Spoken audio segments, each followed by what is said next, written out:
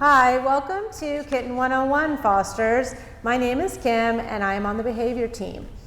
Today we're going to talk about how to socialize these kittens to get them to be the best they can be to get back to the shelter and get to the floor and get adopted.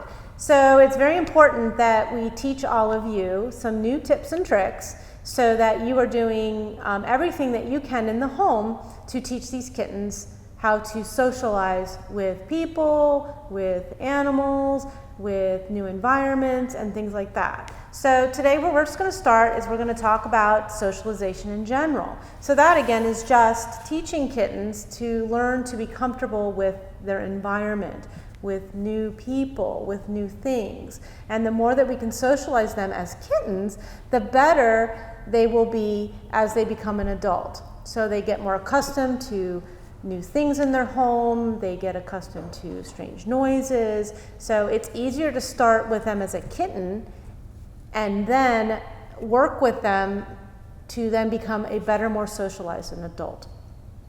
What I do highly recommend, and it is always expressed to you as a foster, you need to confine them into a small space in your home.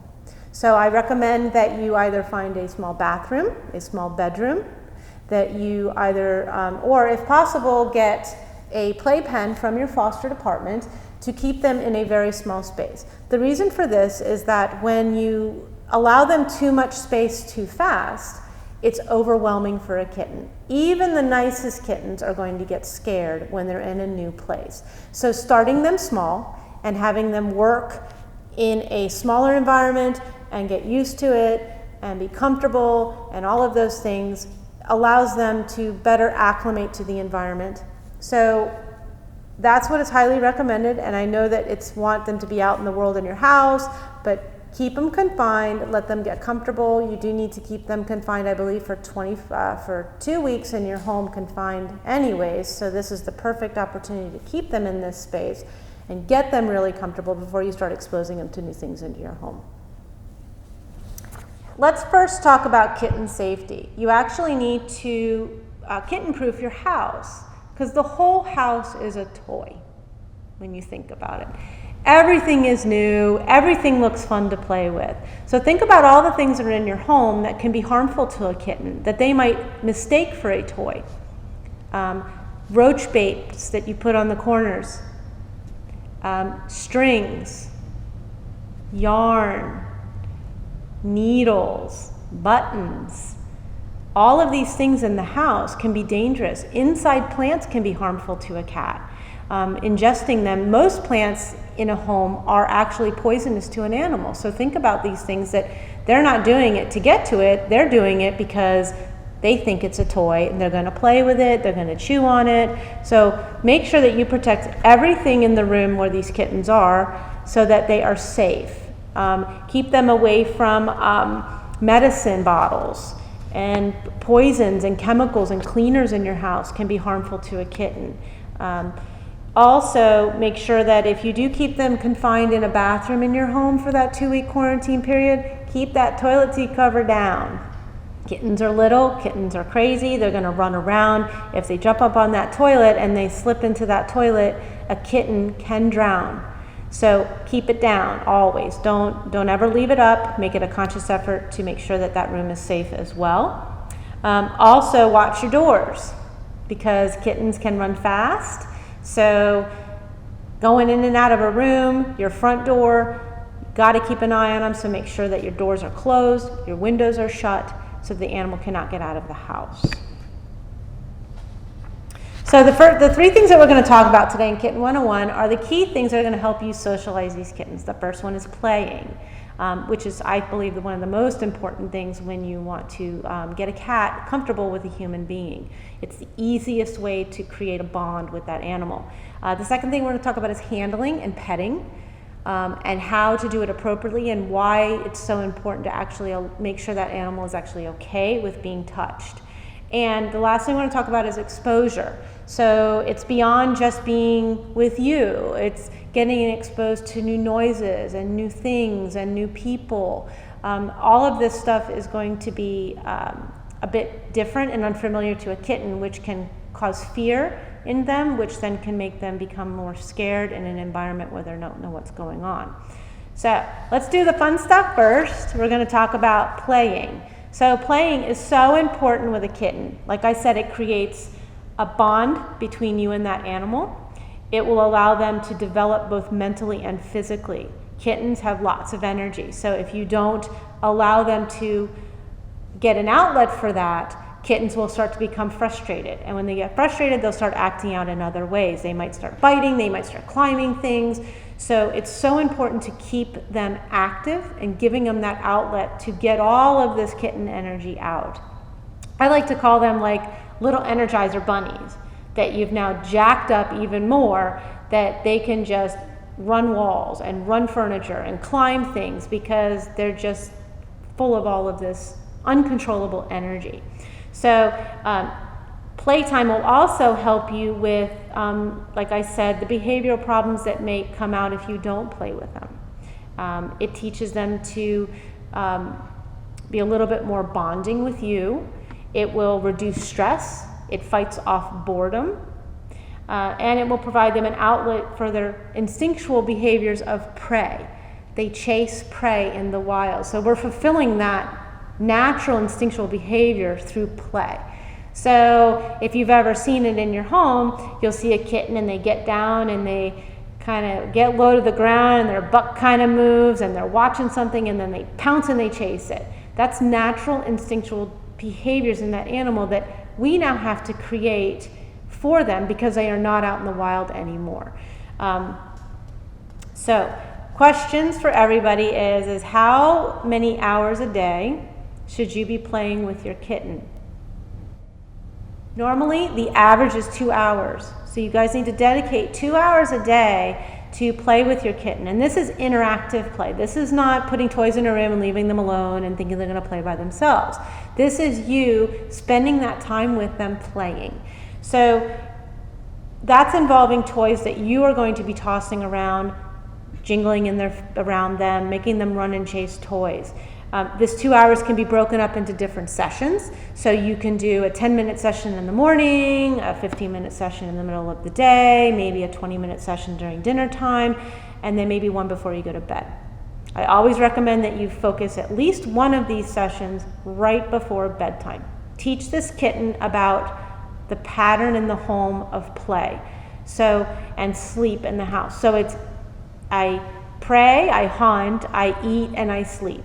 So doing a session before bed kind of tires out that kitten, so they'll eat a little bit and then they'll go to sleep. So you don't want a kitten running in your house all crazy in the nighttime, so try to get them into this natural behavior of playing right before they go to bed, and then you feed them a little bit and then they go to sleep. It's a natural pattern to start training them as kittens to do. So let's talk about interactive play. So interactive play, like I said, is you playing with this kitten. So this is not throwing a bunch of toys down on the ground in the room and they start playing with all by themselves. It's about you picking up a toy, let's say a feather wand. This would be an interactive toy. This is a feather wand, and you would use this toy to engage in play with the kitten. So the kitten will chase it, will jump for it. You can use toys like ones that are on longer strings that you can dangle around. There's different kinds of toys like these, more fabric-y type toys. Switch them up, but use them. And when you use them to mimic the way the prey would be in the wild. So, for instance, here's one that is a long string. It appears to almost look like a snake. So this, move it around as if it was prey. So what's a snake do? It slithers on the ground. So use this when you are playing with them and make it go on the ground like it's moving like a snake. Something that might be like this on the end might appear to look like a mouse to a cat. So have it go along the edge of a wall, going around the corner of a door. Make them hunt it, make them follow it, make them chase it. These are toys that get out that moving energy in a kitten that you want, all of that extra energy they have. So you want to make it jump. You want them to fly into the air. So they chase birds, they chase dragonflies, they chase squirrels, they chase flies, all of these things. So make them do what a bird would do in the air. A butterfly, it flutters. Make it flutter. Cats follow the movement. They're naturally trying to catch prey. So if you make toys work like prey, they're going to be more engaged with it, they're going to play with it a lot more, and you're going to get a lot more energy out of them because they're going to chase, they're going to jump, they're going to fly for it. Another great toy to use with kittens is the laser pointer. The laser pointer is a great way to get out all of that really, really, really excitable energy in a kitten. I keep these sessions short. I recommend that you keep them short, and when you do use a laser pointer, every session should end with a toy, like the string toys or the feather wands, that the kitten then can actually catch. Because using this alone by itself, the kitten can never actually catch its prey, and that becomes frustrating. So that's not a fulfilling play session. That becomes frustrating, which then aggravates the kitten because they're not catching what they're trying to chase and catch. So ending it with something like this, where they have a few sessions of actually trying to actually catch it and they catch it, are the best way to use a laser pointer. Also, when you're using interactive toys, don't let them catch it every time. So let them catch it once. And then when they try to jump, make it jump away, and they miss it, and then they miss it again. It gets a cat to be smarter. They change their ways of hunting. They learn from it. It's mental stimulation. So keep them thinking, and rotate your toys when you're using interactive toys. Something like this and something like this, as simple as a paper ball or just a spring, can be an interactive toy. So you can get a kitten to chase a paper ball. You can throw it and they run across the room and they chase it. A spring the same way. So self-play toys can be interactive if you engage with them with the play. So tossing it across the room, bouncing a ball on the ground, making paper balls, tossing them. So self-play toys can be used in an interactive way. So don't forget that you can cross them over. Okay? Interactive toys, I don't recommend that you leave as a self-play toy because there can be harmful things on these types of toys that they could ingest. If they chewed this off, they could potentially ingest this piece of string. Something like this has strings on it. They could chew this and ingest the string. So these are toys that you would only play with them. Don't leave these out for them to engage with by themselves. Okay? So the next thing we'll talk about is self-play toys. So there's going to be a lot of times when your kittens are going to be alone and they need to learn how to entertain and fulfill that playtime by themselves. You can't play with them all the time. So you need to provide them things that they can play with. So any of these types of toys can be considered a self-play toy. You know, kittens like to chase little crinkly things or little balls. These type of things can actually entertain on their own. You can even use things like this that are, you can put toys in them, you can put treats in it, and the kittens have to stick their fingers in and try to get the things to come out of it. What's great to have by themselves is feed them in puzzle feeders. So mentally stimulate them in other ways when it comes to feeding.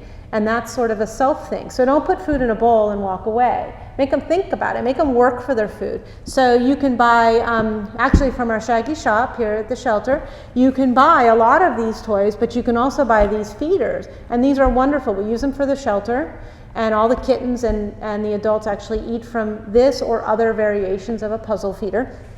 It makes them think about, how am I going to eat? Well, I'm going to stick my paw in this thing and I'm going to pull out some food. You can actually use things like this that are more like a treat puzzle thing. You can do treats, or you can put their kibble in something like this. They have to roll it around. When they roll it around, the food comes out. Don't make it just an easy thing. Utilize that time of feeding to be a time for them to learn and enrich them in other ways. Everybody maybe doesn't have these much anymore. But ice trays are great because you can put kibble inside the holes in the ice trays, treats inside the ice trays, and they have to stick their fingers in and get it. Don't make eating so easy. Make them think about it. So those are kind of toys that would be sort of self-toy plays. Even something like this, making homemade toys. Get an old t-shirt, make a braid. Get a cheap from the dollar store, little shower curtain rings. hang this up on something and they'll play with it. It'll dangle and they'll play with it. It's easy, it's cheap, costs you nothing, except these are nothing at the dollar store. You can also take pieces of t-shirts and cut them into small bows like this. Kittens like to toss things around and they'll chase it. I always think about things that are not toys, like again, a paper ball. It's free. And this is probably like the best toy a kitten will ever play with. It's light, it flows around, and it costs you nothing. So don't always think you have to go to the pet store to buy toys, because there's always things in the home that they can actually play with. A cork. It bounces funny, it makes funny noises, and kittens will chase it and it'll move funny. Large teas even can be a nice toy because it bounces and it rolls and it spins. It entertains. The same thing when it comes to interactive toys. You're going to want to rotate your self-play toys because they become boring to a cat and you want to always keep them guessing. So have sets that you kind of bring in, and then a few days later maybe pull in some new toys. So keep it fresh and new all of the time. One important thing that I want to tell all of you fosters is when it comes to play session, do lots of it because that helps your kitten become more social. But most importantly is these are not toys. These should never be used in any way to mimic a toy. So I'm going to use my fake little dog/kitten here to tell you the few things of what not to do with your hands. We don't want to teach kittens bad behaviors. So they're cute, they're young, and you start doing this with your fingers. That kitten's going to do what? It's going to attack your fingers. You're teaching that kitten that this becomes a toy. So remember, anything that you do with your hand when it's engaged in play, that kitten is going to understand that that's a toy. So never dangle them over them like this so that they paw them while it looks super cute. And you're doing this and they're nibbling on your fingers and they're attacking your fingers while it's great. You're teaching this kitten a very, very, very bad behavior. And teaching a kitten that so young, it's going to grow up, and that nice nibbling is going to turn into hard biting because they've been taught to use your hand as a toy. So that even means on your bed, if you are on your bed and you put your fingers under the sheets and you're running around with your fingers, that is teaching a kitten that, wow, everything that moves under the sheet is a toy. So that you sleeping at night is going to be a kitten chasing your feet. Your hand moves under the bed. It's going to attack you because it thinks you're playing with it. So remember, keep these away. That's what interactive toys are for. This is how you engage with play, not this on a table or on the ground making your kitten chase your hands. Okay? So remember, with play, this is a summary. Keep it fun, keep it fresh, keep it new. Rotating toys. Never use your hands. Always promote good behavior. So every time they're playing really well, praise them vocally. Vocal praise works wonderful with kittens. A light little pet is wonderful when they're doing good play. Associate everything that they're doing is good. Never hit, never punish, never yell at your kitten for doing a bad behavior. You're going to teach them. They don't learn what they want, what they're supposed to do. They're going to learn, hey, I'm just not supposed to do that. So now everything that they do now, they're going to question whether they're going to get yelled at because they don't know whether it's right or wrong. So teach kittens the good behaviors and don't punish them in any way. So redirect them to the things that they should be doing and praise and reward them when they're playing with the appropriate toy. So for one example, let's say the kitten's nibbling on your fingers. One practice you can do is redirect them to a plushie toy. So now let's say this is my plushie toy and your kitten's biting your fingers. You can redirect that kitten to the plushie toy, encourage it to bite the toy, and when it bites the toy, you praise it. Second way you can do it is you will play with the kitten and it starts nibbling on your hands. You can do a nice ouch. Gently put the kitten down on the ground, walk away, ignore that kitten for 15 to 20 minutes. No talking, no playing, no touching. Don't give the kitten any acknowledgement. You want to teach that kitten that every time you put your mouth on me, I get nothing. We want to teach them that they are Not toys in any way. Your mouth doesn't belong on my body in any way. So these are behaviors that you want to teach those kittens. Okay. So next thing we're going to talk about is holding and picking up. So the play sessions are great. And when you get to the point of wanting to hold and pick up a kitten, it's always best to do that when they're tired. When there's lots of energy, they're not going to want to be held. They're maybe going to struggle. They'll probably try to scratch you because they're trying to get away from you. So do lots of play sessions. When they're exhausted, then spend your time with the handling and touching and petting. Make sure that you're petting them in the places that they actually like to be pet. Don't encourage a kitten. If a kitten doesn't like you touching its tail, it's best to stay away from its tail. But teach them that your hands are meant for petting, that they will get picked up on occasion, so you want them to be comfortable being picked up. So when you pick up a kitten, it's about supporting their body. So we're not picking up kittens and dangling them like this because they're so cute and I'm going to hang them in the air by their legs. This is uncomfortable, it's fearful, it makes a cat kind of get scared. So you always want to make sure that that kitten is supported. You want it close to your body at all times. Make sure their entire body is actually supported by your hand or your arm. Also, we're never going to pick up a kitten by the scruff. If you pick up, you're going to have your hands underneath and support the entire body and bring them close to you. Another thing is a kitten is not a baby. So we're not going to hold them with tummy up. This is the most protective space on a kitten and an adult cat. So exposing this like this can cause some reactions in a cat that are not going to be so nice sometimes. So they're not a baby. They don't need to lay and cradle in your arms like a baby. Tummy down all the time. So when you're holding, it's tummy down. Never hold them this way. Okay? If, when you're holding a kitten and it's struggling with you and fighting you, never force that kitten to have to stay in your arms, because the more it starts to struggle, it's starting to have a negative feeling when you're holding it. So you're now creating a bad experience of being held. So if it starts to struggle with you and you're feeling like you don't have control of it, just gently put it back on the ground and let it go. Maybe play with it a little bit more, get out some of that energy, and then try to pick up again and hold them. Okay? So the places to pet your kitten. So not every place is enjoyable. You can teach a kitten at a young age to be more comfortable with being touched in most places, but a lot of cats have certain areas that are off limits. But the younger you start working with them, the more comfortable they will be with being touched everywhere.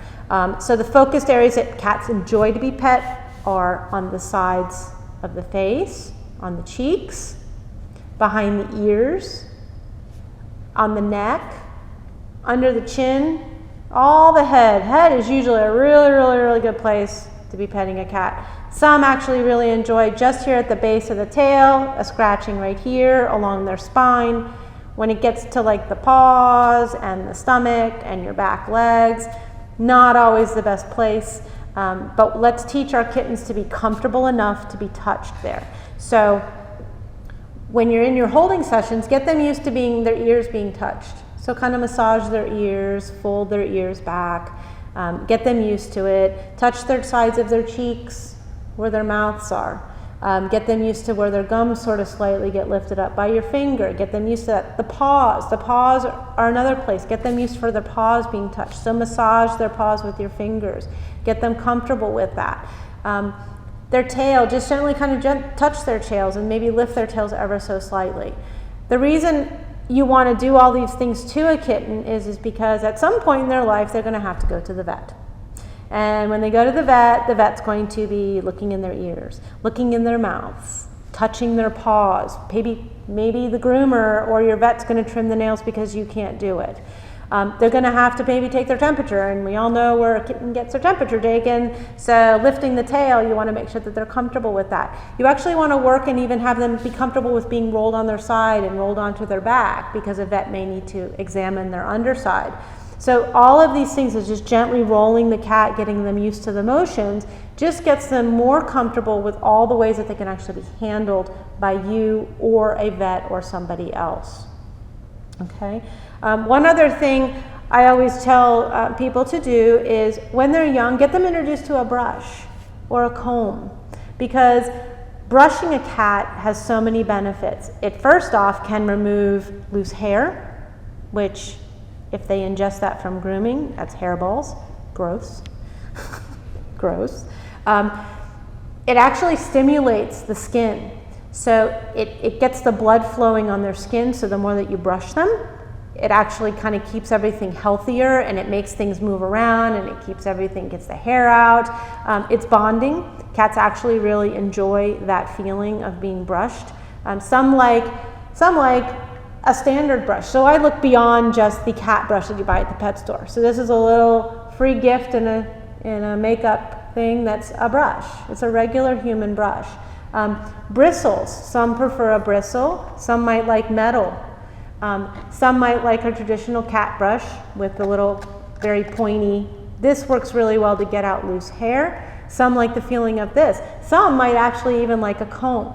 But getting them used to that feeling of being combed or brushed can help in so many ways, and starting again young. When you start young, they enjoy it more as an adult. Okay. So the next thing that we're going to talk about is exposing your kitten to new things. So everything to a kitten is going to be new.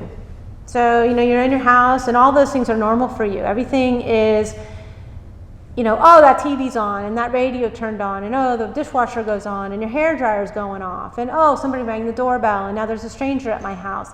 Everybody is accustomed to those things, but for a kitten, it's all brand new. So ideally, to properly socialize a kitten, you want to make sure that you're exposing it to things very slowly in the home, but you want it to be at least exposed to a lot of these noises that are in the house, because you want them to be comfortable. We don't want them to, every time the doorbell rings, the kitten goes and hides for 3 days. A stranger comes to your house and they run away. You have guests at your house and now the cat is hiding under the bed for 3 weeks because he still thinks that the person's in your house. So getting them used to all of these things at a very young age will let them acclimate to become an adult, to be better accustomed to all of these things in the home that they may be subjected to. That doesn't necessarily say that you do these things that it is going to not go run and hide when a stranger comes to the house. But you have a better chance of at least getting them to be able to recover quicker, and then maybe after an hour they'll come out. So what I always tell people to do is make a checklist. Make a little checklist of the things in your house and the noises that are in your home, so that you can kind of keep track of what you're exposing the kitten to. So keep it very slow.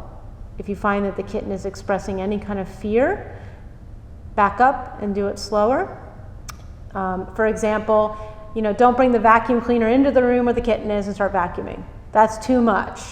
You want to have that vacuum cleaner maybe running in the living room and you've got the kitten in the bedroom, so they slightly hear it. And during those sessions of introducing these things, bring out a feather toy, bring out some great food, bring out the brushes, and engage with the kitten in a positive way, so that every time they hear this noise, something good's happening. Hey, I'm playing with this toy, but I hear that noise over there. So it's all about bringing it and introducing it in a very calming way, without trying to overwhelm this kitten to something that it maybe doesn't know.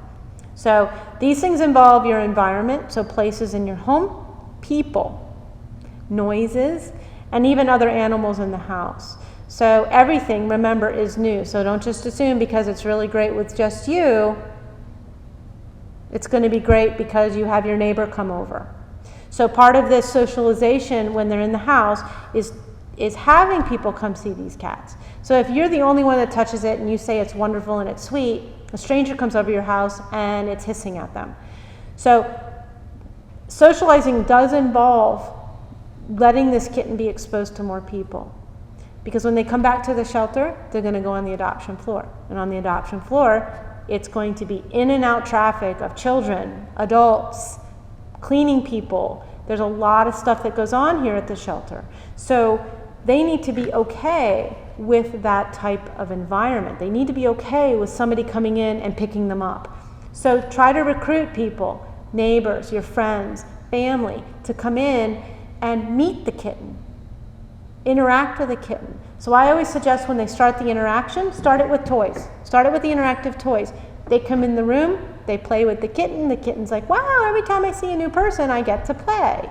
Have them come in and maybe toss them a couple treats, or have them come in when it's feeding time and use that wet food. Have them come in and actually place the wet food down with that kitten. Spend the time in the room while the kitten's eating, because you're associating, wow, hey, here's a new person, and when they come in, they give me this really great stuff. So we're trying to teach the kitten not to be afraid of new things, and this is a way to introduce it with something positive being expressed to them when that new person actually comes into the room. So a couple of little things that we'll talk about are crate training. So let's get these kittens comfortable with crates when they're with you. So they're only with you for a short period of time, but let's get them used to being placed in a crate. So what I recommend is take those carriers and leave them open in a room where they are. Put treats inside, put toys inside, feed them wet food inside of it, put toys around the crate. That way, everything about it is a positive experience. So we don't want them to be fearful that every time they go in that thing, they're going to the vet. Or, oh my God, that woman's chasing me and she's gonna throw me in that little box. So make it a good experience. Put a nice plushy blanket in it. Let them sleep in it. Don't put it away. And this will allow them to be more comfortable. I even suggest to you that if you have them and they go in it and they like it, close the door. Leave them in there for 5 minutes. Then open it back up and let them out. Then they're getting used to the door closed.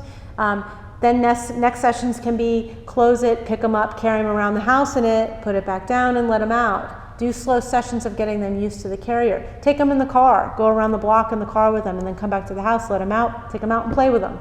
Make everything a positive relationship to the crate, so that when they do become an adult, they're not terrified of going in it because they think it's a bad thing.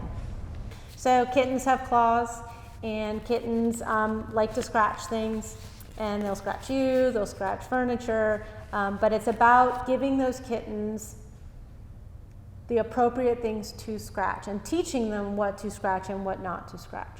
So every cat is different.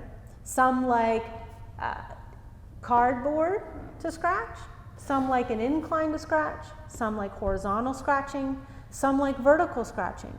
So they make all different kinds of scratchers: carpet-based, sisal rope, cardboard. All of these things are attractive to cats in different ways. So, but provide them at least a vertical and a horizontal scratching option, because cats like to stretch. Scratching allows them to stretch their bodies. It helps them leave scent on things, and that's a cat's natural behavior, is to leave scent. To encourage the behavior to scratch the right things. So let's say the kitten's scratching your furniture. You gently redirect it over to the scratch post. Use a toy. Play around the scratch post. Get the kitten to actually get its claws into the item that you want them to scratch, and praise them for doing it. Encourage by using toys. You can use catnip sometimes and rub it onto the surface that you want them to scratch, and encourage them to scratch those things. It's easy to teach a kitten, and if you start them young, they're always going to go to their go-tos. They're never going to then go to your couch. They're never going to go to your curtains, those kind of things. So provide at least 1 or 2 options for them to scratch in the house, and if you find that they actually like cardboard better, then invest in a different scratcher in the other orientation so that they scratch the right stuff. So these are just the basics when it comes to socializing a kitten. So please feel free to attend our full class here at the shelter, and we will teach you more fun and great, exciting things to help properly socialize the kittens in your home. Thank you.